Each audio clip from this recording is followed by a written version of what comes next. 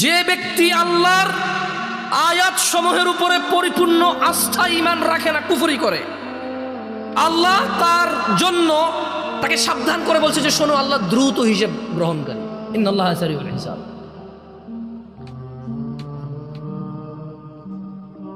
দেবিদ্বারের মানুষকে আমি বলবো, মহিলা ও পুরুষকে, শোনো, ইবাদত ওইটাই যেটা তিনি সাল্লাল্লাহু আলাইহি ওয়াসাল্লাম বলেছেন। তুমি যতই ভালো বলো, যতই উন্নত বলো, পৃথিবীর যত মানুষে করুক না কেন বলো, ওইটাই নেকি, ওইটাই ইবাদত, ওইটাই হচ্ছে আল্লাহর অনুগত্য, যেটা তিনি সাল্লাল্লাহু আলাইহি ওয়াসাল্লাম বলেছেন। আর আল্লাহকে তোমরা পাবা না, কোনোদিন কশমিল কালেও পাবা না।